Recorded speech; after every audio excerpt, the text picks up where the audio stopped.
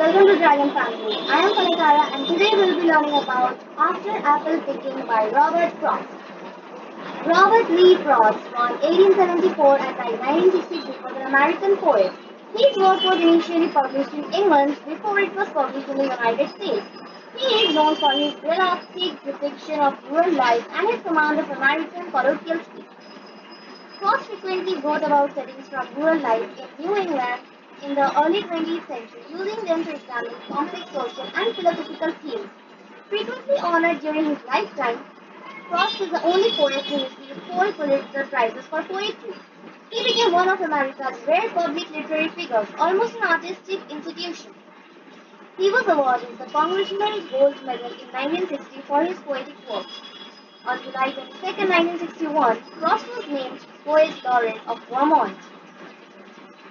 After Apple Picking was published in Frost's second collection, North of Boston, in 1915. This poem is a rhyming poem that follows no preordained rhyme scheme. After Apple Picking is basically iambic and mostly in pentameter, but rhyme and variants abound. After Apple Picking centers around theme of life and death, the woodchuck and the evening time clearly symbolizes death. The role of the apple picker indicates the uncertainty of life. Another significant theme of the poem is the all-pervasive impact of nature on human beings.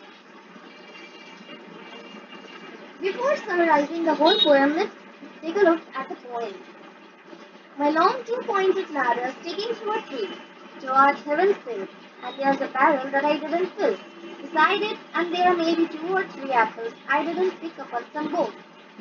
But I am done with apple picking now. Essence of winter sneaks on the night, the scent of apples I am browsing on.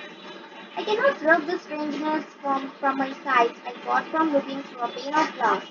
I skimmed this morning from the twinkling through and held against the world of hoary grass. It melted, and I let it fall and break, but I was well upon my way to sleep before it fell, and I could tell what my dreaming was about to take. Magnified apples appear and disappear, stem end and blossom end, and every fleck of russet showing clear. My instep arc not only keeps the ache, it keeps the pressure of a ladder round. I feel the ladder sway as the bow descends. And I keep hearing from the cellar room the rumbling sound of loads on loads of apples coming in, for I have had too much of apple picking. I am overtired of the great harvest I myself desired. There were 10,000 fruits to touch, to cherish in hands, lift down, and not let fall, for all that struck the earth, no matter if not bruised or spiked with stubble, when shearing to the cider apple tree, as of no worth. No one can see what will trouble this sleep of mine, whatever sleep it is. Where he had gone, the woodchuck would say, whether it's like his long sleep, as I described its coming on, or just some human sleep. Now let's summarize this whole poetry. In the starting line, the poem starts with the poet telling us about his long two-pointed ladder which is sticking through a tree towards heaven. Here, ladder could mean the biblical story of Jacob's ladder, in which Jacob dreams about a ladder which goes to heaven, and the angels climb down from this great ladder, and God is standing in the heavens blessing Jacob. It could be similar to that, but here the poet's ladder is empty, which means he is not blessed, maybe. And there's a barrel beside the apple tree, which is empty. It may be that the poet left it so that he could pick up apples later,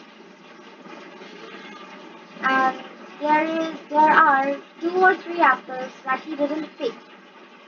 But now the poet is done with apple picking. He is tired of apple picking now. Now the poet is telling that the night has the essence of winter sleep. The night is scented of apples, which is making the poet very drowsy. He is very tired and he is very sleepy. Now the poet recalls an unforgettable strange event that took place in the morning when he was looking through a glass sheet which he took from his drinking vessel. He took a glass sheet from his vessel, held it in his hand, and he was looking through it in the grass covered with snow, which is the world of hoary glass. And as the sheet melted, the poet let it fall and break into pieces. The poet was sleepy before the ice even melted, and he was even aware of what he was about to dream. In his dream were huge or magnified apples that were appearing and disappearing, and the poet could clearly see every stem end and every blossom end and every fleck of russet showing clear. So here fleck of russet means the reddish specks that dot the surface of apples. He also mentions that not only his instant eye hurts, but also he feels the pressure of the ladder. The poet mentions that he feels the ladder being swayed as Bob's bent from him picking the apples. And the poet keeps hearing from the cellar bin rumbling sound of the loads of apples going inside of it. Now the poet is exhausted of picking apples. He is very tired of the harvesting that he himself desired. There were tens of thousands of apples for the poet to pick, admire them gently in his hands, then, then let them down and not let them fall, because if they fall, they will lose their value.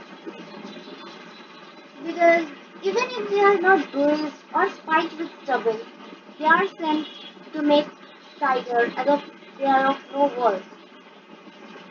The poet now says that one can see through the trouble. So here he is trying to say that we can see. One here is we. We can see what trouble the poet is going through. It is sleep. Whatever sleep it is. That means even if he is trying to sleep, he gets nightmares of apples all the time. The poet further concludes that if a woodchuck is an animal which is described for getting the best hibernation. So he is saying that if the woodchuck wouldn't have gone to his hibernation for the winter, he would have told him whether the sleep coming for the poet is long, like he's, or is it just some regular sleep. So here, the long hibernation or long sleep means mortal sleep, or you can say that it is sleep forever, which means death. So here the poet is saying that the woodchuck would have told the poet that whether he is going to die or if he is just going to sleep like a normal person. Thank you guys for watching. Hope you understand the video. If you have any suggestions, please comment down below. Like, subscribe, and time out.